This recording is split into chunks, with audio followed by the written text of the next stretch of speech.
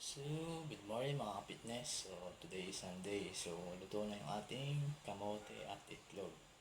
So, 6:33 a.m. So, yung itlog na nilaga is 18 grams. So, tatlo siya. 18 grams na protein yung kakainin ko. Kasi ang isa nito is, guys, is 6 grams na protein. Then, kamote, 20 grams na carbs, nasa 40 grams of carbs. So, yung protein intake ko is nasa 110 grams yung aking protein intake sa isang araw. Then sa fats is medyo mababa yung sa fats ko. Then sa carbs is nasa around of 50. Yan, 50 plus. Yan. So, bulking diet nga tayo ngayon. Yung mga fitness. So, bulking diet. So, ito yung itlog. Yung pula, yung isa na yung kinakain ko. Tapos yung puti nito is, yun, kinakain ko na yun lahat. So, yung kasi yung protein niya. So, ito naman sa kamote, yan, binabalatan ko siya. So, sariwa rin yung kamote na binilang ko. Yan. So, kung gusto nyo magpaganda ng katawan o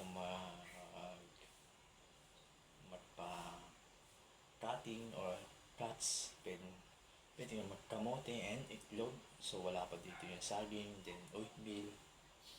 Yan. So, mababa yung mga fats. Yan. So, iiwasan mo lang mga ka-fitness is yung mga saturated fats. So, yung mga pagkain na malalangis. Yan. So, sinare ko lang to mga fitness para may idea kayo na kung gusto nyo magpa-abs o mag-cuts ng katawan. So, ito pala yung aking instant oatmeal na ginagamit. Yan. So, ito yung instant oatmeal ko. So, actually, natural din lang ako ngayon. So, natural yan. So, yan o. Mga ka-fitness.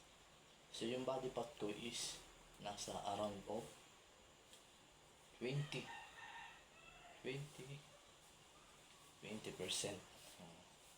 body fat ko. Yan. So, hindi pa siya masyado yung talagang tuyong-tuyo. Yung 3% na body fat mo. So, yun. Kitang-kita na talaga yung abs. Yung 6-pack. So, ito kasi tawag dito is yung sa love handle. So, pag ito yung numipis, yan, so, numipis siya. So, magkukorte siya ng B-cut or B-line. So, B-cut or B-line.